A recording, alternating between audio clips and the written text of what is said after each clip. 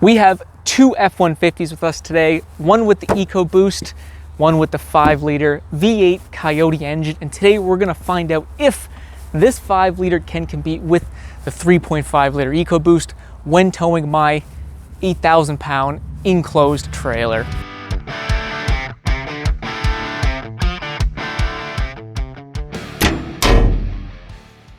Welcome back to the channel. I'm Alex, and well, spring is in the air and I'm excited to get some towing under my belt.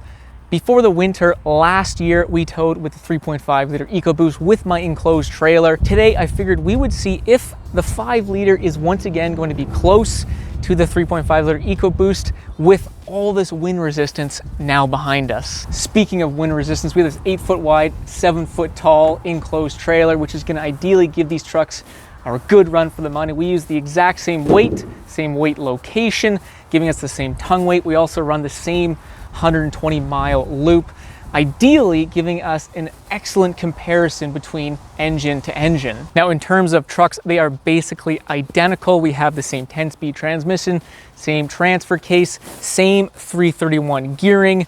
We're also using a same crew cab 4x4 configuration. The only difference is obviously the engine. This dual overhead cam 5-liter V8 is putting out 400 horsepower and 410 pound-feet of torque.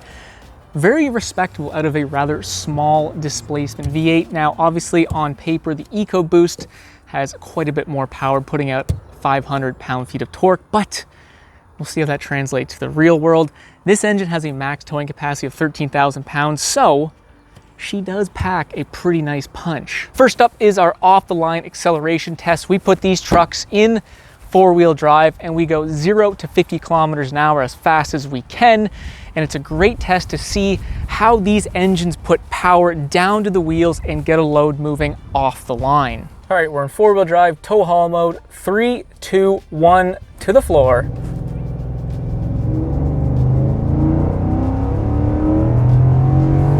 Bang, 50 kilometers an hour. Take 2, 3, 2, 1, to the floor.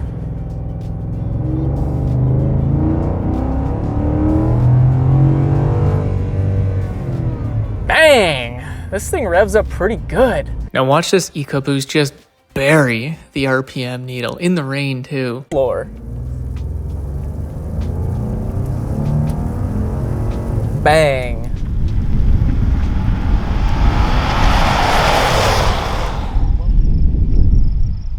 Well, that felt pretty quick. Who knows if it's faster than EcoBoost? You guys will know, I don't. But now that we got this baby warmed up a little, let's get this thing on my towing loop and down the highway. I really like this 5-liter. It's probably my favorite engine in the 1500s. But one thing that I find is a little bit weak is the low-end torque, especially with the 331 gears. So as we just kind of drive around town here, getting to the highway, it is pretty noticeable that in order to really get this trailer moving, you kind of need to get up to like 2,500, 3,000 RPM before you really hit that power band. And it's no surprise because, well, the peak torque on this 5-liter comes in at 4,500 RPM. So quite a bit high, especially in comparison to the EcoBoost. Coming on to our second acceleration test, we go 60 kilometers an hour to 110, basically mimics coming onto the highway, exactly what we're doing. So we'll come around the bend here. All right, 60 to the floor.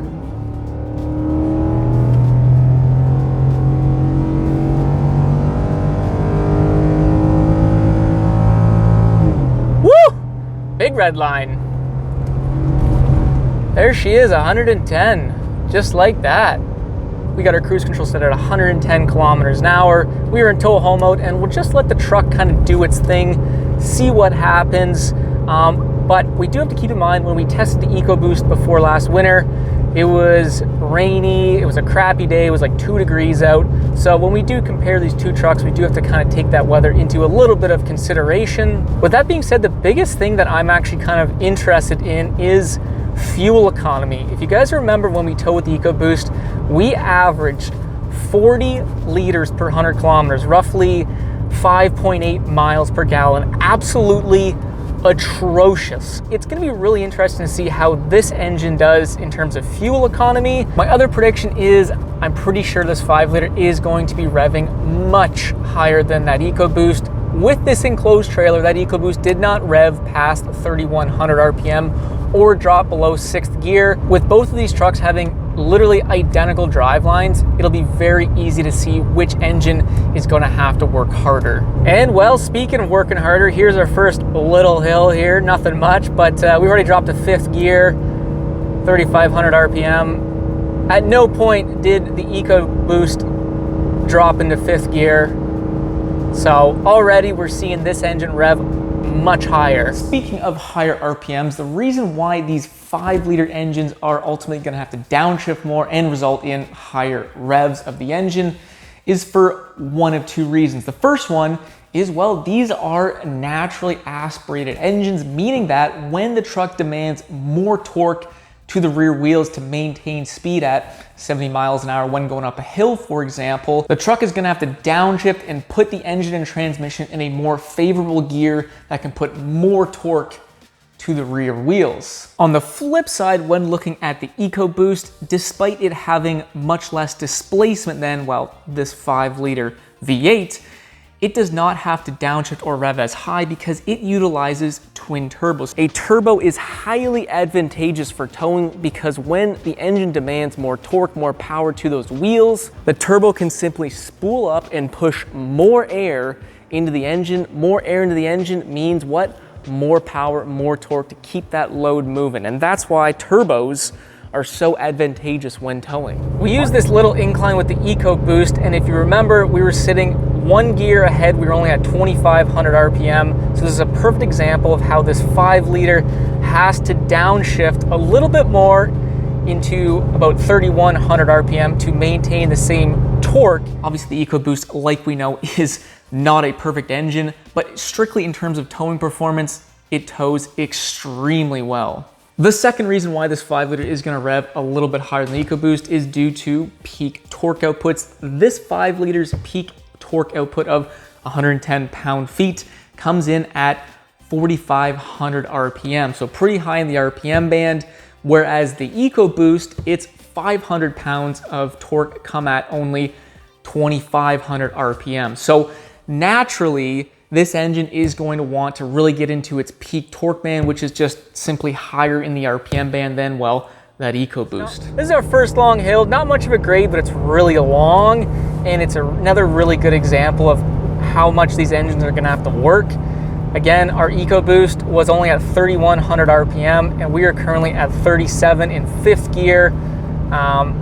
Once again, just showing that this 5-liter can 100% tow very well, except we're going to be sitting at much higher RPMs. The engine is in theory going to be working much harder, or at least spinning much faster in order to maintain speed. I figured it's time we take a look at our fuel economy, and it's not really good.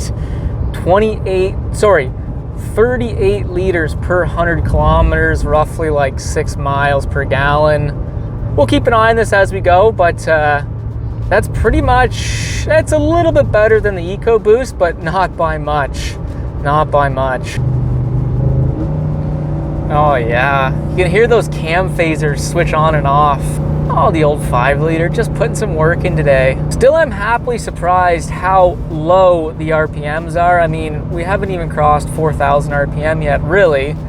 And I thought we'd be closer to 5,000 or 6,000 RPM on some of these hills, and who knows, most of our hilly sections are actually on the way back, so we'll have to see about that. But this truck has a red line of about 7,000 RPM, so I honestly thought we'd be revving quite a bit more, but I was happily surprised. We made it halfway to the old Irving in one piece.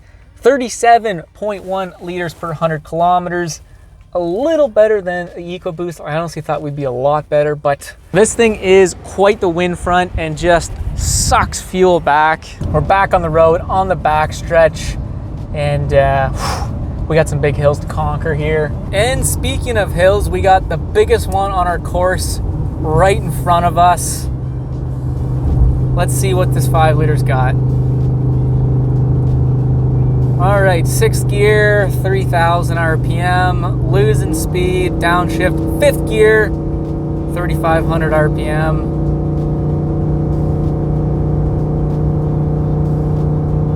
Damn! Again, I thought we were gonna have to downshift into probably 4th gear, and we're picking up speed. This 5-liter just, it packs a punch. Now, once again, like every other hill we've run, this engine has had to downshift once more than the EcoBoost. Again, I think that's pretty impressive, especially while on paper that EcoBoost is quite a bit more powerful, so it makes sense. But this 5-liter is really not that far behind that EcoBoost. I always seem to think the towing performance is going to be crazy different, but in reality, it's much closer than you think. The performance of this 5-liter when towing is pretty stout.